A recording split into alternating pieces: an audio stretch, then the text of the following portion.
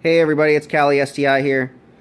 So I got some parts in the mail, and I want to show you guys what I got. Some of the parts aren't here. I had to leave them with the guys at the motor shop. The pistons is particularly what I'm talking about. I ordered some forged Wiseco pistons, and oh man, they're so beautiful, like little diamonds. It's a shame I'm going to have to stuff them down inside of an engine and never see them again. But hopefully, I'll never see them again. If everything goes good. So yeah, they're down there. I will get a shot of those definitely before they before they get installed in the motor or anything like that. So, but let me go over some of the rest of the parts I got. I got a stock EGR valve or PCV valve. My other one was a little crummy, so I just ordered a new one. It's OEM one. I went with I got some new OEM bolts. These are the head bolts, and then the ones in this other box here are for the block, to hold the block together. And so they apparently these stretch. They're made out of aluminum, and they stretch, and they're not good to put the old ones back in. There's potential of failure and stuff, so they say to replace those. And so I'm going to do that just to be safe. A little bit of insurance there. This is the new motor mounts, OEM motor mounts. You can see, and they are nice and stiff. They're not squirting out on the bottom anywhere, you know, brand new. And this is the other motor mount. They come with the plates. Didn't really need the plates, but they came with it, so whatever. These don't go to the engine. These actually go to the sway bars. I have some aftermarket Cobb sway bars on my car, and the stock links have plastic cups in them, and they're beginning to break and pop out because it puts that heavy-duty bar puts a lot of stress on these things. So I ordered these ones. It was actually cheaper to buy all four, front and back, for this kit than it was to just buy two. I don't know why. These people had it for sale, or had it on sale or whatever, so I picked them all up.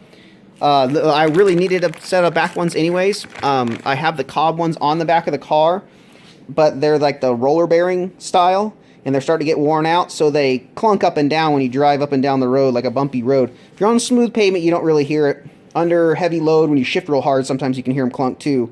So I'm going to swap those out with that. That wasn't only 20-30 bucks for those. Excuse me.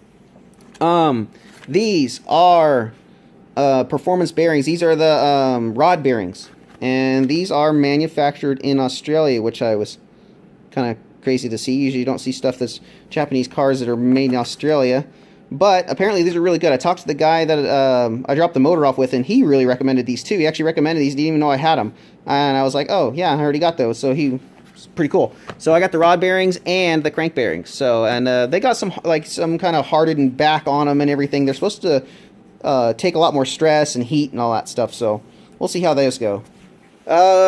Spark plug, got some NGK spark plugs. You know, it's always good to change spark plugs when you're building the motor, especially because my other ones were soaked in oil and pretty much toasted. So got a new set of those. The turbo inlet boot. This was the part that failed on my other car. This is the older part here. You can see the difference, what is supposed to be there and how it's supposed to look and how it's not supposed to look. This part cost me $58 off eBay. That could have saved my motor. If they would have changed this piece, spent an extra $58, he could have saved this motor, but they didn't. And so now I'm doing all this work. But I'm going to make it better than it was before.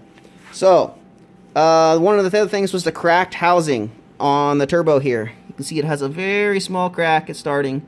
I asked my local turbo builder place if they can weld that, and they said they couldn't. So, I think I'm just going to run it.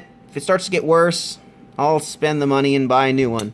If anybody out there has one that's used or whatever or new and they want to sell it, hit me up. Maybe we can figure something out. I need one. This is for a VF39 turbo, as you can see there. There's the specs on it. So yeah, if you have one of these exhaust housings that doesn't have a crack in it and is in working order, you know, let me know. This here is the cartridge. As you see, this is part of the old cartridge here. I'll show you that first. It wasn't too bad a shape. Got a little hot. You can see it started to turn white there. And that's probably when the motor was burning up. Everything was getting hot. So it's not too bad. It's got a little bit of shaft play. It still spins good. I don't think it was leaking too much oil, But I figured because I was in here, I'm going to replace everything, you know, make it new so I don't have to deal with it for a while. I got one of these. I think I paid just under $200 for it. It's already ready to go. It's been balanced, you know, everything. So I just slap it together. That bad boy will be ready to go. Spool up real good. So, moving on. The clutch. This, I'm pretty stoked about this. I didn't go with an XD clutch. Those were like 250 bucks. This one was only the XD one was 450 bucks. This one was $240. So they say it's an HD one, a heavy duty one. You can see the spring design's a little bit different than the stock one. You can see the stock has like the 4 springs. Oh, I'm assuming this is stock. I'm not sure if this is or not. It might not be the stock one. I don't know. I've never had a Subaru with a stock clutch. Every one I've ever bought has already had the clutch burned out of it at some point and been replaced. So I don't know if that's stock or not. Maybe you guys could let me know. But this one is definitely not stock, and it has got some different springs on it, so that's kind of cool.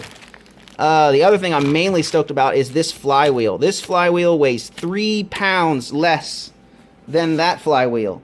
I weighed them myself. I actually got the scale out and weighed them myself, and I did put the bearing in it and everything. I set that bearing in there and made sure that it has all the same stuff. No bolts in it or no nothing.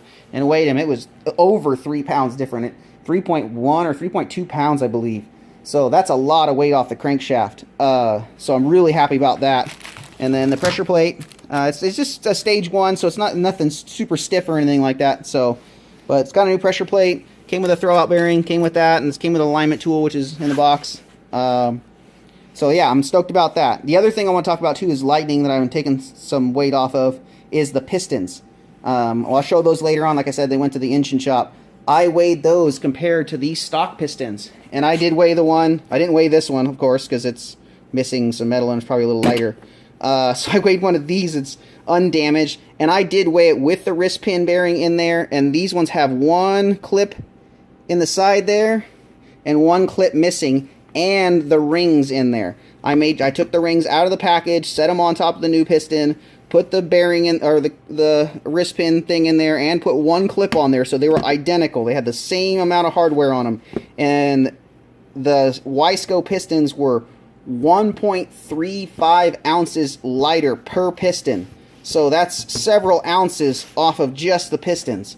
And then adding the 3 pounds off of that, that's a lot of weight off my crankshaft, a lot less weight that this little tiny crank has to spin around. So that's going to be easier on these performance bearings and everything. So yeah, and the engine will spin up a lot faster. So stoked on that.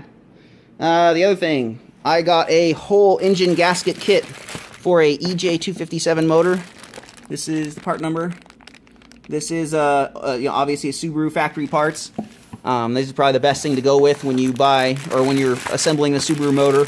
You know, some of the aftermarket stuff can be kind of janky. Some of it's really good though. But if you'll know when you get the good stuff, because you'll have to pay for it. If you get the cheap stuff, you'll know because you didn't pay anything for it. But these ones, like, I coughed up. I think this whole kit was like 260 bucks. But it comes with the head gaskets and the exhaust gaskets and the main gaskets I probably won't even use. So yeah, it's all good. It's all in there. So if I need anything, I have it. That's nice to have. So that's pretty much everything I got going so far. Like I said, the engine's at the engine shop. I'm just kind of waiting. I might assemble this turbo here maybe a little bit later, but I'm still kind of in a holding pattern. Everything's just kind of sitting over here, and the car, she's still sitting over here. Still got her hood tied back. She's on rollers right now. Had to move it around in the garage a little bit.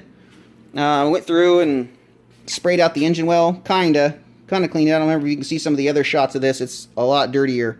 I got a lot of grime out of the inside of that bell housing and off of these plates. That's mainly what I was focusing on. Get the oil off of, though. That's what was corroding the motor mounts. So oil just sitting down there on them.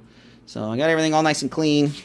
I used Awesome. I don't know if you guys have ever used that stuff, but it is what it says on the bottle is awesome. I didn't even scrub or anything. I just sprayed. I'll show you what I'm talking about here. This stuff. I am no way endorsing it or anything. I don't have a deal with it. You can actually buy this stuff at the dollar store. But yeah, it's pretty cool. It works really good. You spray it on there, and what I like about it is when you spray on aluminum and stuff, it doesn't oxidize the aluminum.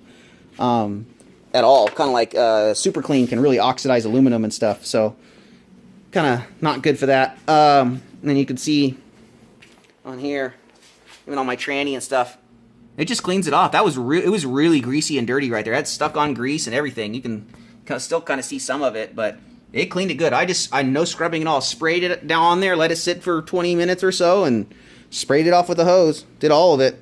So it worked really, really good. You guys need to clean a motor, clean an engine well.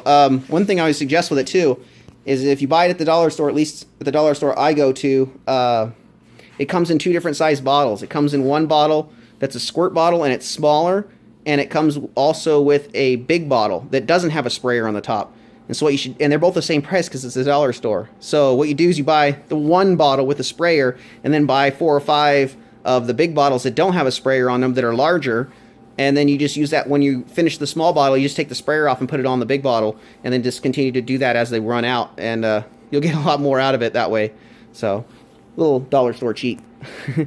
So yeah, I think I'm gonna wrap this video up. When I get more stuff assembled and get the engine back, as soon as I get the engine back, I can start assembling it. So I'll get some videos of that, and we'll get some videos of maybe putting it in, and hopefully maybe the first startup if everything goes good, and then if everything's running good for a while, I'll take you guys for a drive. So all right, so I will see you guys next time. This is Cali STI.